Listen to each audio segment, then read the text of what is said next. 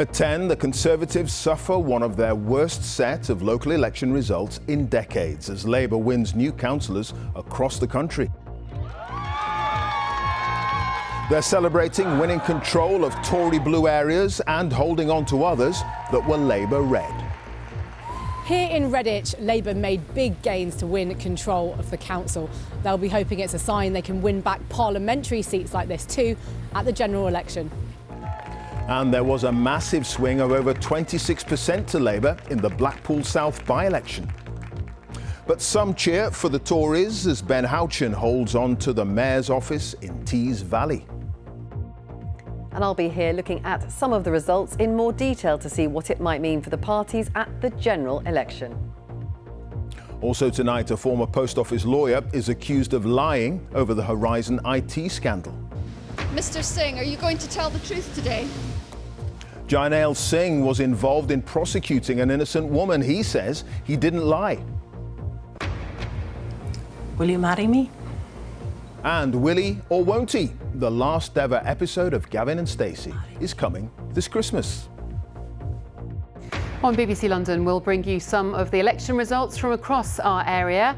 And football, music and gaming. Stormzy shows us his dream for Croydon's youngsters.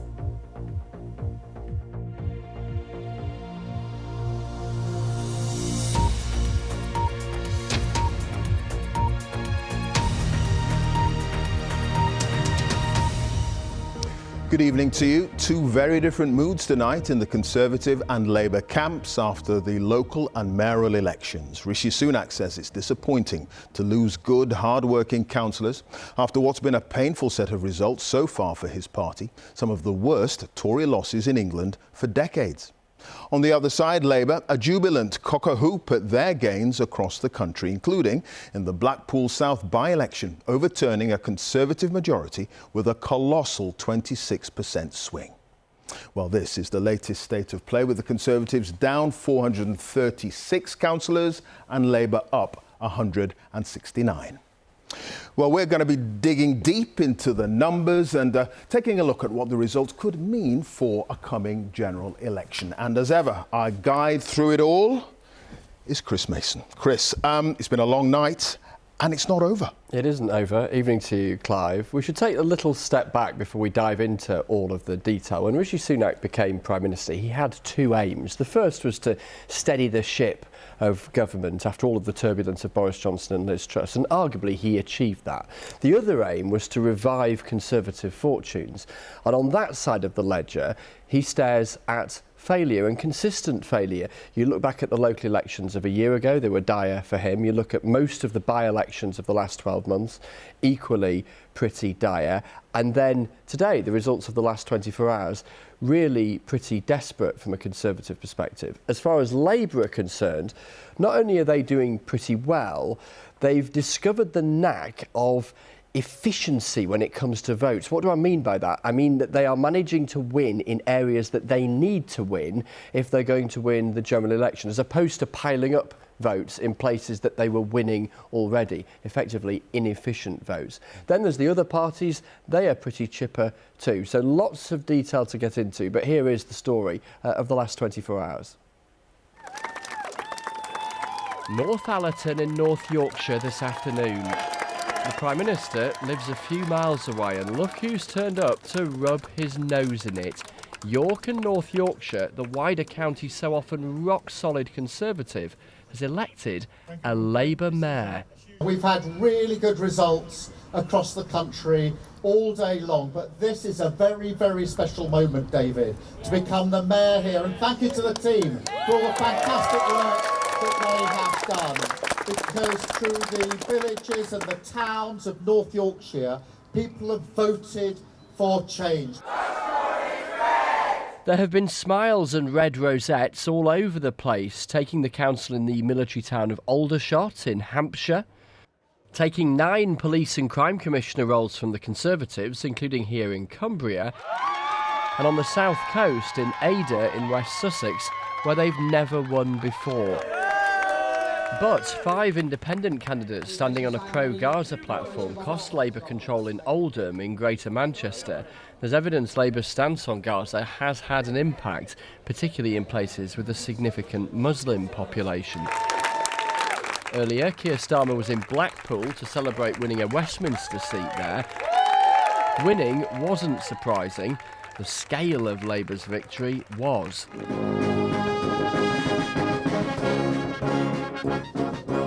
The mood music for the Prime Minister, pretty dire then. Rishi Sunak was in Catterick Garrison in North Yorkshire. Obviously, it's disappointing to lose good, hard-working Conservative councillors, and I'm grateful to them for all their service in local government, keeping council tax low and delivering services for local people. But we've still got lots of results to come. One of their few islands of optimism in a sea of gloom, the Tees Valley. The Conservative Ben Houchen wearing victory but not a Tory rosette. He won by 1,000,000 miles last time. It was much closer this time. And he had this message for the Prime Minister. The people that I'm hearing that may not be thinking about voting Conservative or are currently thinking whether they want to vote Conservative at the next general election, they want more progress. We need to give them the excuse to vote for us, and we haven't quite given them that excuse yet. And in classic marginal Harlow in Essex, the Conservatives managed to cling on. Just. The Liberal Democrats delight in the less than subtle photo opportunity. Here they are in Winchester in Hampshire. Let's make this Conservative government history! They're suggesting here the Conservatives are soon to be as dead as, yes, the dinosaurs, and point to gains they're making at the Tories' expense. In so many parts of the country, it'll be Conservative MPs worried about Liberal Democrats. Across the southeast, the Blue Wall, the southwest, in many other parts of the country where we are the challengers of the Conservatives, people know that if they want to get rid of this awful Conservative government and make them history, they should vote Liberal Democrat. And tonight, the Lib Dems took control in Tunbridge Wells in Kent. Reform UK, the successor to the Brexit Party, gives some Conservatives the collywobbles. They came within a whisker of beating the Tories in the Blackpool by-election. What's rapidly becoming clear is basically, as more people hear us about reform, we're becoming the real opposition to the Labour Party in the North, in the Midlands, in Wales. We're on the way up, and it's quite clear that the Tories are on the way down. And the Green Party is volunteering a bow. This is Hastings in East Sussex. The trend of the Greens' steady rise in local politics continues. A fantastic set of results for the Green Party, the 5th local election in a row where we scored a record number of Green councillors being elected, winning seats in all corners of the country, from Labour and from the Conservatives, in rural and urban areas alike. The democratic process comes with certain rituals: colour, stamina and sleep deprivation, and winners clutching babies. There are yet more results to come tomorrow. Chris Mason, BBC News. Well, we're racing towards all the councils declaring in this year's elections. 101 of the 107 have revealed their results, with Labour gaining their 48 and the Conservatives losing 9. Let's take a closer look at Redditch in Worcestershire. Here, Labour took control from the Conservatives with a huge majority, winning 21 of the 27 seats up for grabs. The incoming Labour leader says he's overwhelmed by the size of the win. Leila Nathu has been speaking to voters there. With the weather in Redditch as bleak as the result for the Tories here, it's little wonder that few braved it to the shops today. How best to breathe new life into the town centre was one of the key issues at the local elections. Labour secured a resounding victory, seizing the council from the Conservatives. At the Three Cooks Cafe, business has slowed. Manager Janine thinks Redditch has been shortchanged by those who've been in charge. It feels like this town's rotting, and it doesn't feel like we're going forward. Something needed to happen, because it's like it's stuck in a rut. And I think change is only good when you're in that position. Her customers too wanted to see fresh thinking. They didn't listen to people. They didn't listen to us when we said we wanted the library to stay where it is. Nobody's doing nothing to help the country. The homeless people on the streets. People are working just to pay their bills, just to survive. Here in Redditch, Labour promised voters it would restore an outdoor market that used to be here and to try to stop the library just down there from being demolished and relocated. This is exactly the kind of place that will decide the outcome of the next general election. It's somewhere Labour will need to win back to get into government. Down the road, a bit of light rain isn't knocking practice off course at the Redditch Bowling Club. The town has had a Conservative MP since 2010. Labour now has its eye on that prize. Redditch used to be Labour many years ago, so I think that swing back is how people in this country are feeling. And I think the challenge is the issues that we've got in Redditch mirror what's going on in the rest of the country. I think you've had 14 years of the Conservatives. They've tried austerity. They've sort of almost imposed Brexit. They sort of partied through COVID, and I think people are just about fed up with it now, really. I will vote for who's going to put this country into the strongest position it can be. So there's still time for parties to make their case to you? Yeah, I think parties have still got time. I definitely think they've still got time. The Conservatives insist it's all still to play for, but as today's results show, it's proving hard to persuade voters to choose them. Leila Nathu, BBC News in Redditch. Well, Labour have also dominated most of the mayoral races declared so far, winning 3 out of 4, but they couldn't unseat the Conservatives' Ben Houchen, who would have held on in Tees Valley, providing a rare bright spot for Rishi Sunak. As Danny Savage reports from Norton in Stockton-on-Tees. Good afternoon, everybody. It's absolutely great to be here with your re-elected Mayor of Teesside. It's the patch that's provided a rare win on a bad day for the Conservatives, one worthy of a visit from the Prime Minister. Ben Houchen was re-elected as mayor, a Conservative mayor. So relieved, humbled, proud to get third term as the Tees Valley mayor. Ben Houchen is a local lad. He was born here on Teesside and has campaigned for things like improvements to local hospitals and the local airport. But the question now is, can votes for a local Conservative politician stay with the party when it comes to a general election? It's a different dynamic, isn't it? The local politics are a lot different to Westminster. I think they forget that he's a Tory. In a local pub this afternoon, they were happy to talk politics. Did you vote for Ben Houchen? Yes, I did. Does that mean that you would necessarily vote for the Conservatives in a general election scenario? No, definitely not. Why? Because I have different views for Conservatives in the general election to what I do to Ben. It was a warm afternoon in the north. Time for a reflective pint. Do you think the people that voted Conservative for Ben Houchen will necessarily vote Conservative in a general election? Almost certainly. You think they will? Well, yeah, I think they probably will. Yeah, I do, as a matter of fact, yeah. The boost to the economy, in my opinion, by what he's done for the airport, has been marvellous. Mum and daughter Jill and Rebecca run a business together. When it comes to the next vote, it's going to be the economy that keeps them sweet. The national living wage has just gone up, but then I've got to find that in my business to pay my staff. Food's going up, the cost of everything's going up, petrol's going back up again. This is one of Ben Houchen's election leaflets. You can probably tell it's a Tory one by the colours, but the word Conservative appeared only in the very small print on the last page. Look at what happened in the early 2000s, the local councils. This was a personality-led local campaign. Can the Conservatives learn lessons from it? Danny Savage, BBC News, Teesside.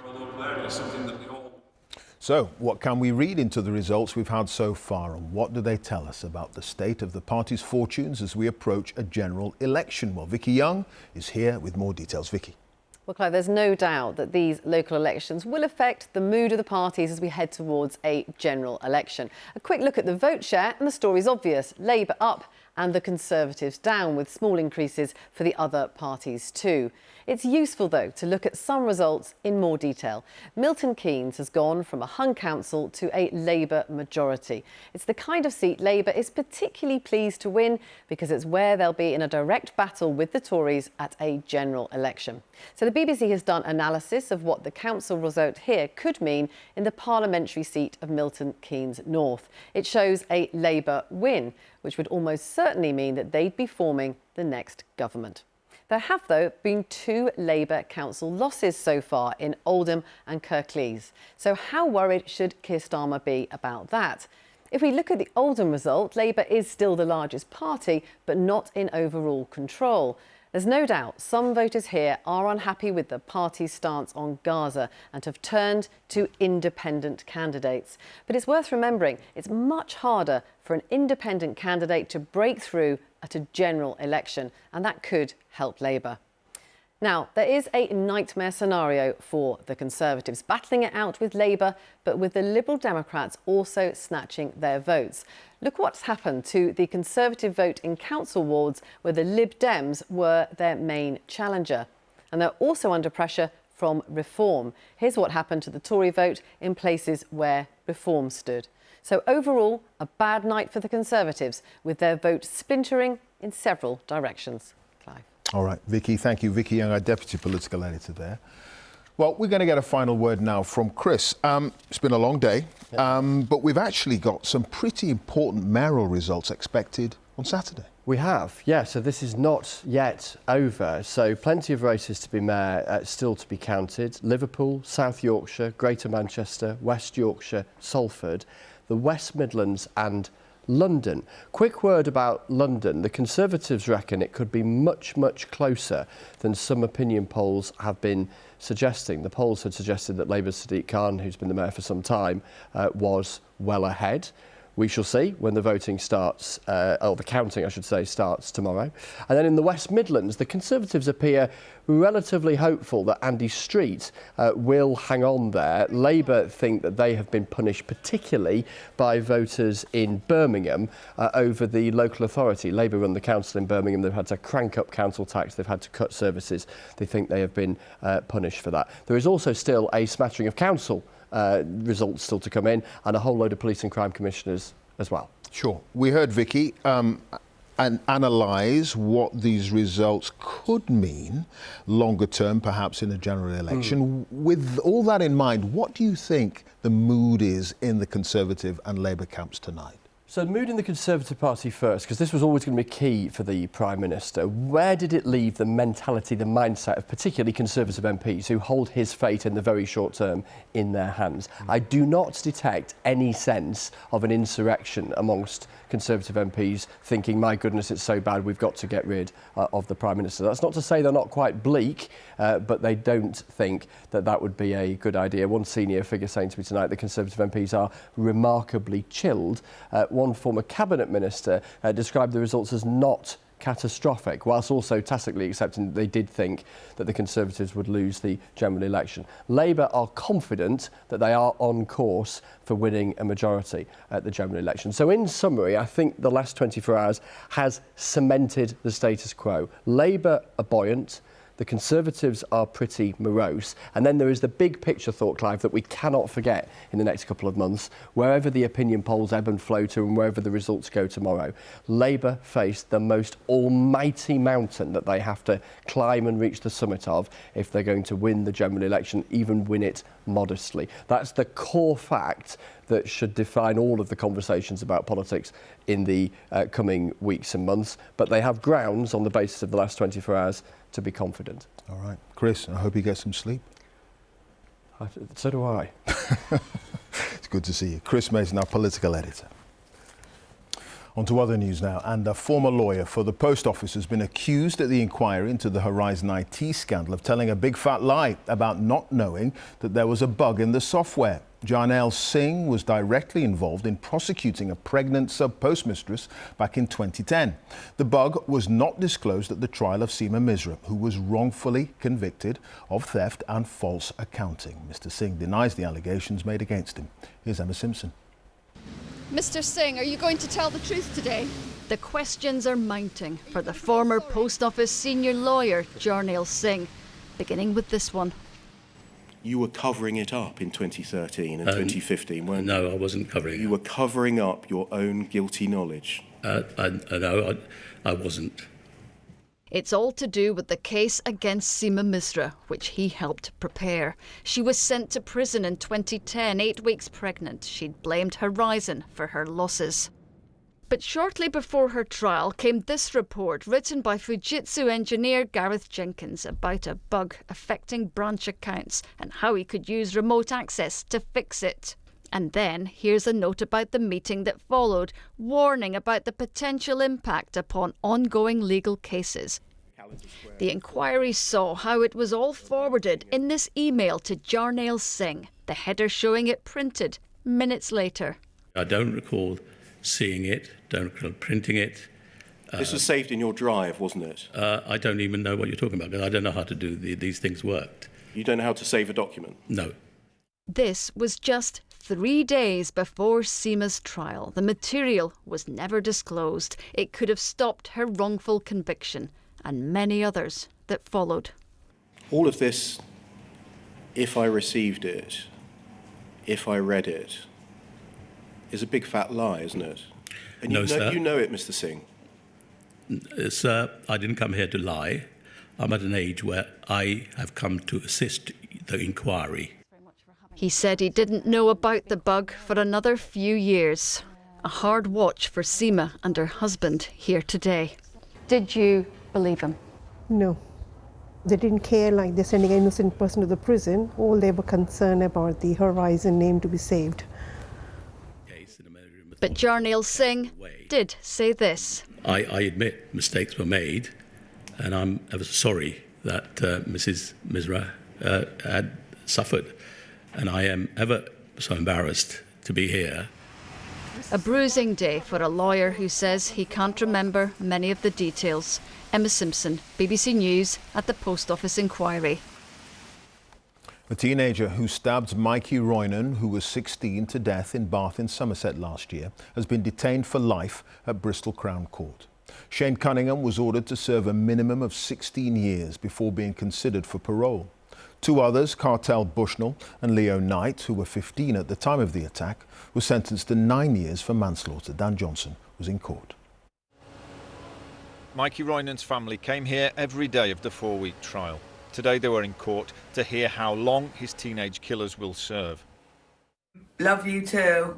Love you. Wait, love you. Mikey was just 16 years old.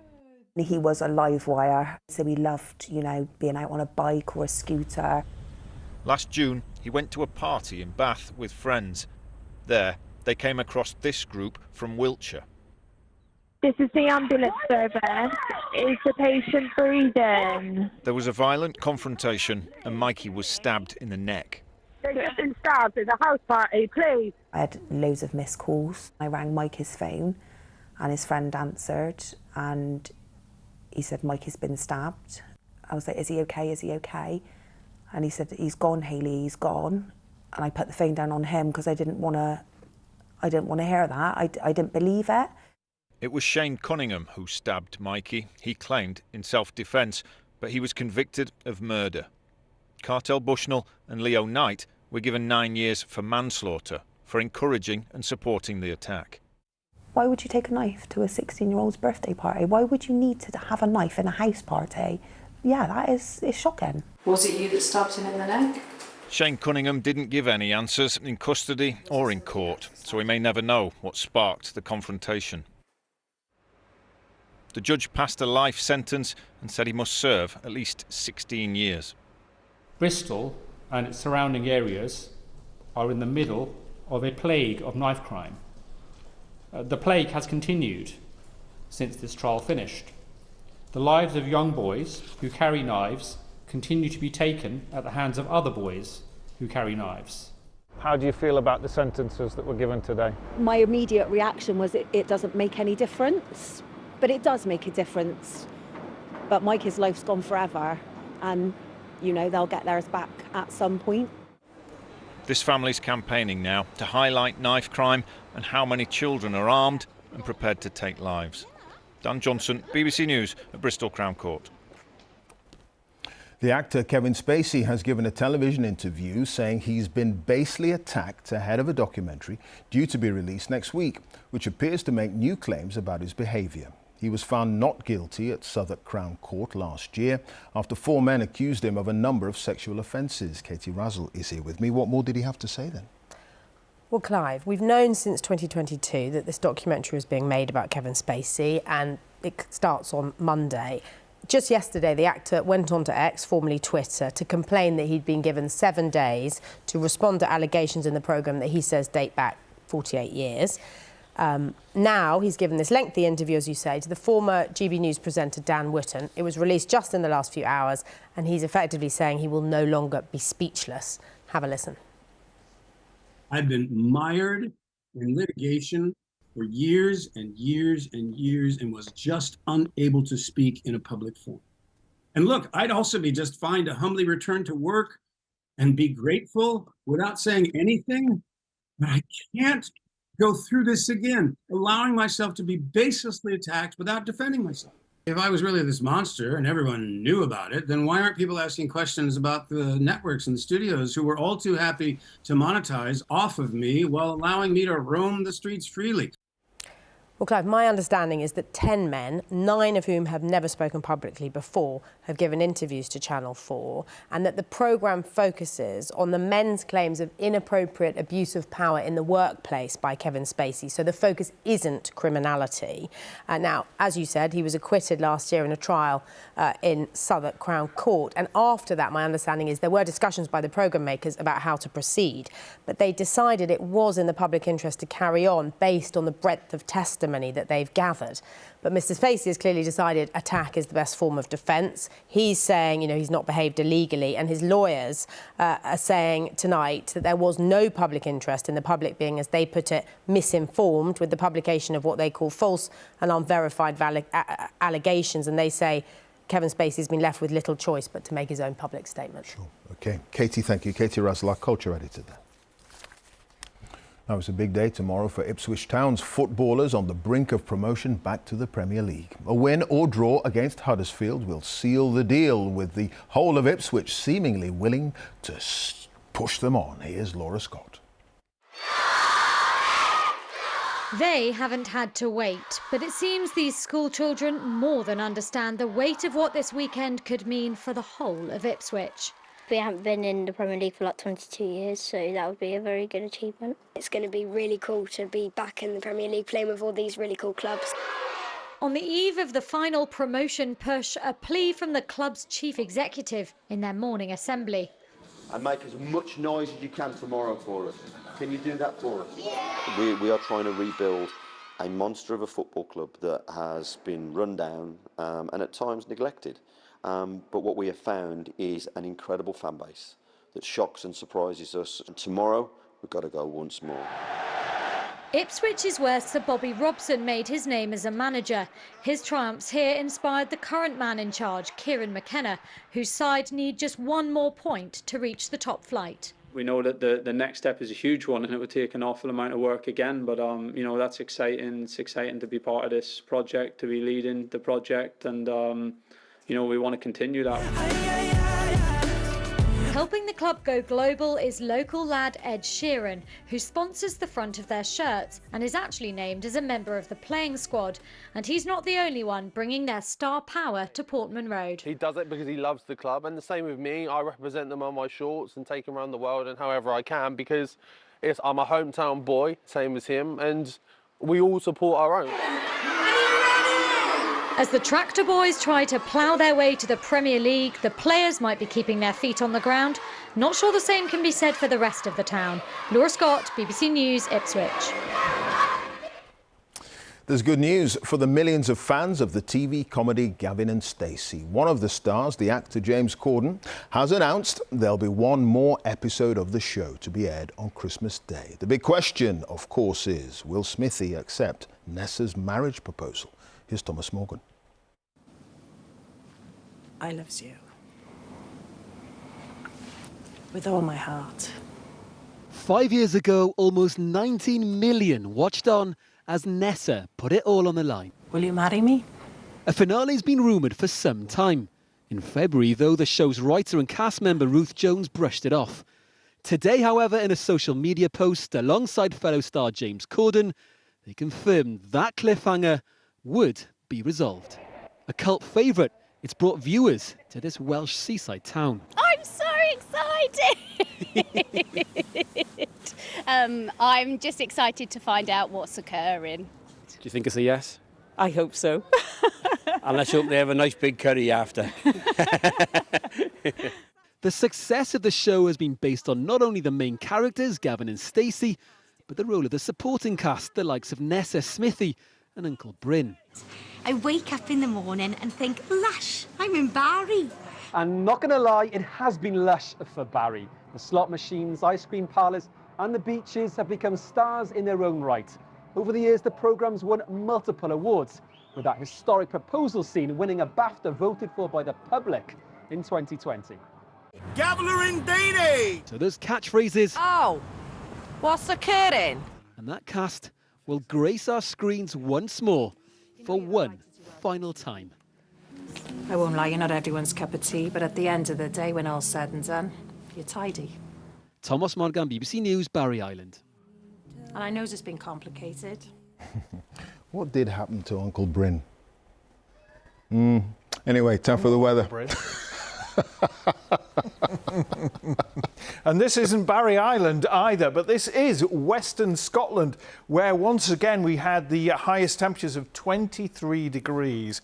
Now, yesterday we had 23 degrees in Suffolk, but today the temperature was 11 because of all the cloud and the rain, and we've still got some of that around at the moment. It is moving very slowly northwards. There's some heavier showers for a while across Scotland, Northern England and Northern Ireland. Clearer skies in the south will lead to a few mist and fog patches, and it will turn a bit chilly in the West Country, 2 or 3 degrees here, but there'll be some sunshine on the way tomorrow. We've got more cloud though further north. We've got some rain coming into Northern Ireland, some heavier showers pushing across Scotland, maybe a bit drier in Northern England and North Wales, but we've got sunshine further south. The cloud will bubble up though, and we'll see a few showers in the southeast of England.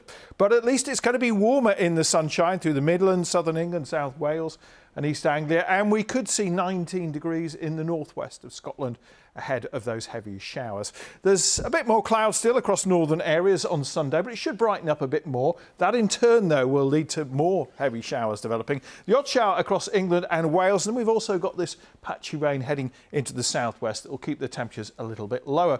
But widely those temperatures are going to be 16 to 18 degrees on Sunday. It's going to be a warmer day for northern parts of England, but the winds are very light, and we've got this weather front here bringing the rain into the south, and that's going to move a bit further north. Not quite sure how far north this showery rain is going to get, but as you move northwards across the UK, yes, there'll be some sunshine at times, but there will be these slow-moving, heavy thundery showers again in Scotland.